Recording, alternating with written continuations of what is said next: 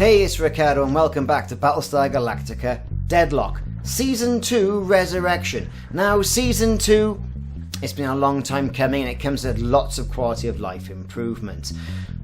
Multiple unit selection. We've got all the stuff from the veterancy and it's entitled Resurrection. Now in the beta it was entitled Rebirth, but Resurrection is what they've gone with and I think it's an absolutely fantastic start to Season 2 and the game itself. What we're going to do is we're going to take a look at one of the missions called Ambush at Leonis. These are part of the resource gathering missions that get you requisition points and additional Tilium. Let's go.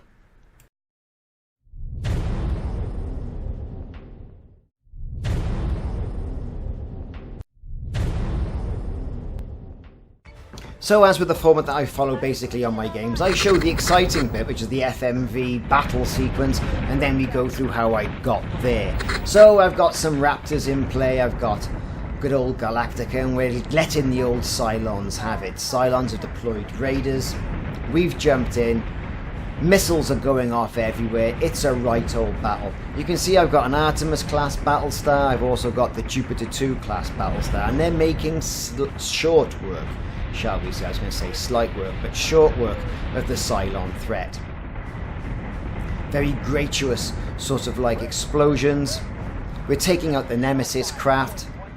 To be fair, you know, I mean, at these early stage battles, these resource battles, they're no match for the fleet that you can put together, especially with the Galactica and its command ability under Silas Nash. Now, graphics for this, I think, have actually been upgraded somewhat. I think it looks better, it's certainly playing better, and it's a smoother game, a smoother experience.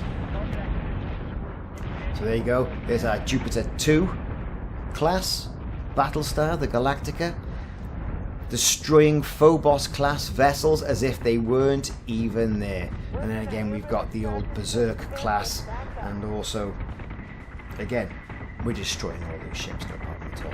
Fantastic, great RTS strategy game. Added units as well, so you get added classes. We've got the Jupiter MK II. There's also added ships on the Cylon side as well, and also some sort of fighter craft as well, which I've yet to unlock because I haven't got that far through the campaign. The good thing about these FMV sequences, it does allow you to go back and sort of reflect on how you've done. I mean, it can be really painful seeing one of your colonial battle stars being destroyed in the midst of a game and you think, oh, how the hell am I going to get through this? But then, when you think about it, right, when you see it blow up, you get that sense of awe as well as disappointment because perhaps you've been so rubbish and you've lost that ship. So, here we go. How did I get to that actual point there? Well, let's go through it and go through some of the strategy. So say we all indeed. A resource mission, Ambush at Leonis, as I aforementioned. Okay, so I've got 5 ships in the Battlestar BSG 75 battle group. Going to position towards the back there, you know, so we can turn round, present the rear plating. Any initial salvos will go and hit the rear plating as well. A couple of satellites in area. I'm going to use that Berserk carrier to go off and secure some of those satellites off on the periphery on the right hand side.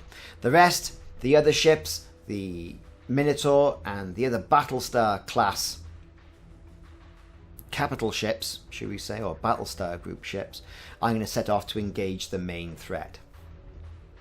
So I'm running this on an SSD, 32GB RAM, GFX 1070 Ti. It's a 4th gen Intel i7, so you know I'm a bit lacking on the processor, but it's still performing really well. And for a game like this as well, you need good performance to get the best out of the visuals and everything else. So straight away, Dradus has picked up and identified a Cylon threat directly behind us with a Cylon Nemesis. We're going to swing our ships round. Like I mentioned, we get that Berserk class ship around to the side and I'm going to bring it in a pincer type movement. Again, I'm going to multi-select my other ships and then get them to engage the threat straight away. So we're going to fire some munitions, take out the initial threat straight off the bat, swing the Minotaur around, let its big guns come start punishing the rest of that battle group. Not going to launch Vipers just yet. I want to get right into the thick of things before I get my planes in the air. And of course, with the Jupiter Class 2 Battlestar as well, it comes with 2 Viper squadrons and 2 Raptor squadrons. And I do like the Raptors, and I think, you know, I do fancy being a Raptor pilot myself, you know. That's the sort of thing I'd go for. But if so far you like what you're seeing and the Battlestar Galactica Deadlock Resurrection games, hit that like and subscribe button and also that notification icon. I'm going to be putting loads of games and videos of Battlestar Galactica Deadlock on YouTube. So if that's the sort of thing you like a good RTS game set in space with the reimagination of Battlestar Galactica from Ron Moore, then this is indeed the game for you. It's going to be released by Slytherin and Black Lab Games within the next week. We've been given a press copy to get this out to all the people and to whet people's appetites. Doing my utmost best not to release anything of the story as well. There's videos about the opening sequence, which does sort of set the pace for how things are going to go with. It sets the scene, shall we say, where you get the decimation of the colonial fleet towards the end of Season 1, and then, you know, as soon as after the armistice that was suggested by the Cylons is over, they are on the colonies, they're on the colonial fleet straight away, the second they've started to attack. So, you know, and the colonial fleet has to respond. In the original trailer, it says that the Colonials are losing, and that they've brought the Galactica back from the Sea of Caprica, the Phoebean Sea of Caprica, and therefore made the Jupiter II class of Battlestar with a few enhancements. Now, as I mentioned before, the Jupiter II Battlestar has 2 Raptor squadrons, opposed to the original 1 from the original Jupiter class, and 2 other fighter squadrons as well, which you can select and you can configure, whether you want Vipers, Viper 1, Viper 2, those sweeper things, all that sort of thing. And it's got increased armour. Hasn't got increased firepower. I would have thought at least what it could have done, or what they could have done, is perhaps added an extra missile battery. That would have made it well worth the additional Tilium it takes to get one of those ships in play. I mean, it's quite a considerable amount. It's like 600 or 700 Tilium more to produce a Jupiter II Battlestar, of which, of course, you can only have 12, because that's all the 12 colonization articles state you can have 1 Battlestar, I believe, per colony. So it's all limited by that, the articles of colonization. That's what it says in the blurb anyway.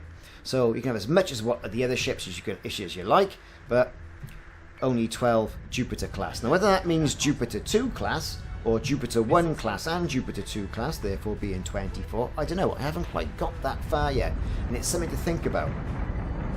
So I'm taking some hits as well, you know, that's to be expected. That Minotaur, I mean, it's a good old bristling with guns ship. We're going to lay down some fire on the remaining ships as well. We've got all the planes in the air, 2 Raptor squadrons, 2 Viper squadrons coming out of Galactica. We've got, again, 2 Viper squadrons coming out of the other Battlestars each. Of course, there's only guns really on the other ones so far. I'm still going around securing some of those satellites over on the right hand side of the screen. So I have high hopes for this game, and who would have thought that, you know, after over a year we would be still playing Battlestar Galactica Deadlock, and that the amount of DLC that's been trickled out by Slytherin and Black Lab would give so much engaging stories. Now, Resurrection, this being Season 1 and the 5th DLC we've had to the original Deadlock game, does come with 10 fully voiced campaign missions, amongst other resource missions like what I'm playing now. You know, and some are going to be repeatable and some at different backdrops, but you're going to get the stuff as well, you know, in the missions where protect this transport, get these civilians out of here, destroy all of this, destroy all of that, all that sort of thing. But it does add an extra level of depth when it is voiced by the voice actors, I believe, as well. And you're going to see a few people pop in. Good old Doc Cottle growling at people in his younger days, you know, when he was a lieutenant and not a major as what he was towards the end of the TV series. So, all in all, the battle rages on, the battle continues. We are making short work of the Cylon threat on this particular mission. Again, certainly multi-selecting your ships and pointing them at the direction that you want to is one thing. Selecting all the ships that have squadrons and launching them, that saves time, makes the entire battle dynamic go quicker, I feel. And also, multi-selection ships and saying focus fire on that target is certainly easier. And you can see the full force and full power of your colonial battle group go directly against that poor old Cylon. And they don't last very long. Even base stars don't last very long when using multi-select ships en masse directly at it. Forget missiles, guns will just take that base star directly out, providing you can get close enough and get through its fighter screen. So I'm struggling a bit with that last, or that one particular satellite to go on commandeer.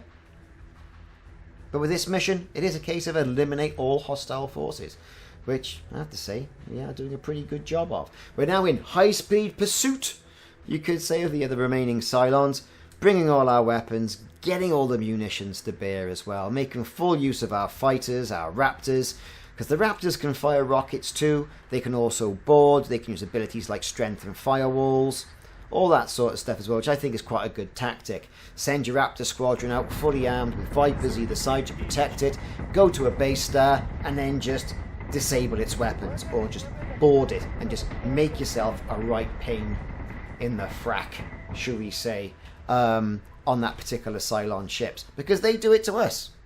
They hack us, they board those ships, so why not go back and do it to them? And that's the good thing as well with the Raptor. Again, all the updates as well from Sin and Sacrifice, which introduce veterancy as well, are present in this game. I'm playing this game at Commander level. I thought once I go through that, then I'll have a go at Admiral level. But best to go through it at Commander level and see what it can present me with. So I'm also playing it out with not persistent damage, but with veterancy, which effectively means that for every battle that my ships survive, they gain extra advantages and battle advantages and multipliers against the other Cylon threat. The same, however, is worthy of the Cylons. Multiple Cylons, the longer you leave them around, they become more and more aware. The more and more aware the Cylons are, well, we know that an aware robot is never a good robot, in my opinion, and it's been proven through cinema throughout the ages, whereas an aware robot is really going to spoil your day.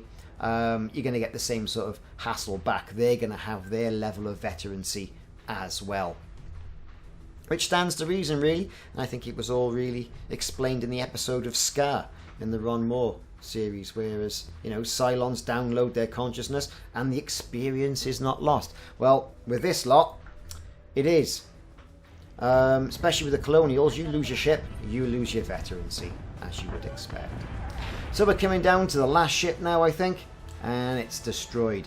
And that didn't take too long at all whatsoever. But it was a really good battle, has to be said. Have we got one more left? I think we've got one more left. Yep, we've got one more left. So this is it. This battle is virtually over. We've seen what happens at the end in the cinematic glory of that FMV sequence that you get at the end of every battle, whether you win or whether you don't.